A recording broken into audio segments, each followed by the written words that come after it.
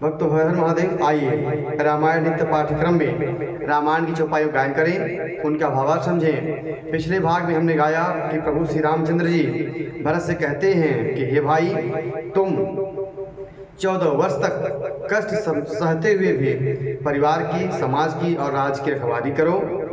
और विधाता ब्रह्म है, मुझे कहना नहीं चाहिए, पर परिस्थिति अनुकूल नहीं होने के कारण ऐसा मुझे कहना पड़ रहा है। आइए आगे क्रम में हम भरत जी और राम जी के संवाद की चौपाइयों गायन करें, उनका भावार्थ समझें। कथा अच्छी लगी, वीडियो अच्छा लगे तो यूट्यूब चैनल को सब्सक्राइब जरूर करें, शेयर करें, जय श्री राम कमेंट करें। आइए कथा में प्रवेश करते हैं। सभा सकल सुनी रघुबर बानी, प्रेम पयोधि अमिय जन सानी। शिथिल समाज स्नेह समाधि, देखी दशा चुप सारद साधी।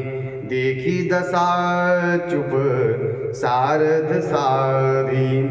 श्री रघुनाथ जी की वाणी सुनकर जो मानो प्रेम रूपी समुद्र के मंथन से निकले हुए अमृत के समान सनी हुई थी, अमृत में सनी हुई थी, उस वाणी को सुनकर सारा समाज शिथिल हो गया, प्रेम विह्वल हो गया, सबको प्रेम समाधि लग गई, सब प्रेम में डूब गए। यह दशा देखकर सरस्वती जी ने चुप्पी साध ली।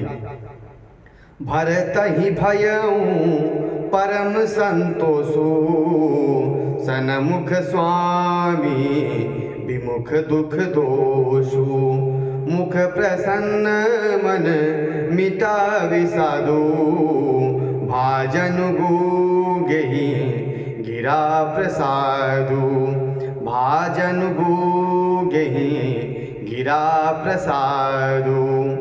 भरत जी को परम संतोष हुआ और उनके सामने उनके स्वामी और दुख जो है वह उनसे मुंह मोड़ लिया है, उनका मुख प्रसन्न हो गया है और मन का जो विषाद था वह मिट गया है, मानो गूंगे पर सरस्वती जी की कृपा हो गई हो। कीन्हि प्रेम प्रणाम बहोरी, बोले बोले पानी पंकरुह जोरी। नाथ भयऊ सुख नाथ गए को, लहऊ लाहू जग जन्म भय को। लहेऊ लाहू जग जन्म भय को। उन्होंने फिर प्रेम पूर्वक अपने भाई श्री राम को प्रणाम किया और कमलों को जोड़कर वे बोले, हे नाथ, मुझे आपके साथ जाने का सुख प्राप्त हो गया और मैं जगत में जन्म लेने का लाभ प्राप्त कर लिया। अब कृपाल जस आयसु होई, करो शीस धरी सादर सोई। सो अवलंब देव मोहि देई, अवधि पारूपा बहुजहि से। आगे भरत जी कहते हैं कि हे कृपालु, जैसी आपकी आज्ञा हो मैं उसको ही सिर पर धरकर आदर पूर्वक करूंगा, परंतु देव आप मुझे अब अवलंबन कोई सहारा दे, जिसकी सेवा कर मैं अवधि का पार पा जाऊं, अवधि को बिता लूं। देव देव अभिषेक हित गुर अनुशासन पाई, जाने सब तीरथ सलिल तहि कर कार जाई। हे स्वामी, आपके अभिषेक के लिए गुरु जी की आज्ञा पाकर मैं सभी तीर्थों का जल ले आया हूँ, उसके लिए क्या आज्ञा होती है, उसे क्या किया जाए। एक मनोरथ बड़े मन माही, सभय सकोच जात कही नाही। कहूँ तात प्रभु आय सुपाई, बोले बानी स्नेह सुहाई। मेरे मन में एक और बड़ा मनोरथ है जो भय और संकोच के कारण कहा नहीं जाता है। हे भाई कहो। तब प्रभु की आज्ञा पाकर भरत जी ने स्नेहपूर्वक वाणी से बोले। चित्रकूट सुचि थल तीरथ बन, खग मृग सर सरी निधिझर गिरिगन, प्रभु पद अंकित अवनि विसेखी, आयसु होत आवों देखी। आज्ञा हो तो चित्रकूट के पवित्र स्थान, तीर्थ, वन, पक्षी, पशु, तालाब, नदी, झरने और पर्वतों समूहों को विशेषकर प्रभु आपके चरणों चिन्हों के अंकितों को मैं घूमकर देख आऊं। भरत जी ने ऐसा प्रभु श्री रामचंद्र से कहा। तब प्रभु श्री रामचंद्र जी क्या बोले? अवसि अत्रिया यसु सिर धरहु, तात विगत भय कानन चरहु, मुनि प्रसाद बनु मंगल दाता, पावन परम सुहावन भ्राता, पावन परम सुहावन भ्राता। तब प्रभु श्री रामचंद्र जी बोले, अवश्य ही अत्रि ऋषि की आज्ञा को सिर पर धारण करो और जैसा वो करें निर्भर होकर वन में विचरो। हे भाई, अत्रि मुनि के प्रसाद से वन मंगलों को देने वाला परम पवित्र और अत्यंत सुंदर है। ऋषि नायको जहाँ आयस देही, राख्यूं तीरथ जलु थल तेहि, सुनि प्रभु बचन भरत सुख पावा, मुनि पद कमल मुदित सिरुनावा।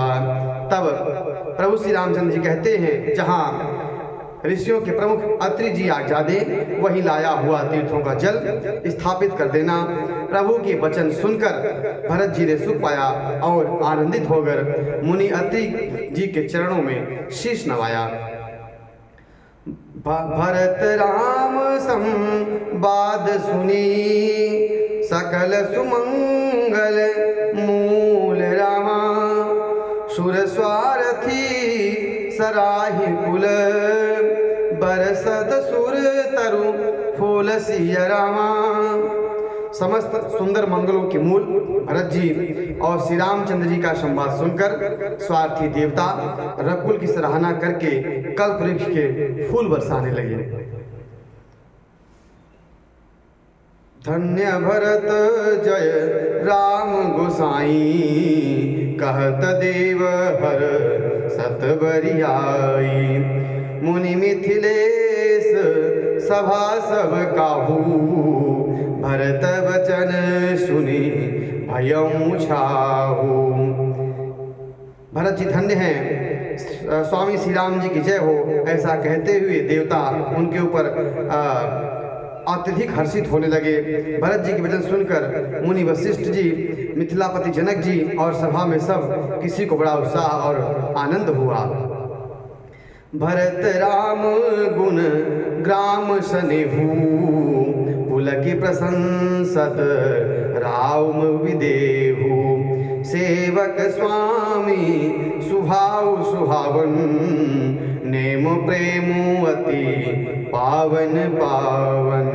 भरत जी और श्री रामचंद्र जी के गुण समूह के तथा प्रेम की विदेहरा जनक की पुलकित होकर प्रशंसा कर रहे हैं। सेवक और स्वामी दोनों का सुंदर स्वभाव है, इनके नियम प्रेम की पवित्रता को अत्यंत पवित्र करने वाले हैं।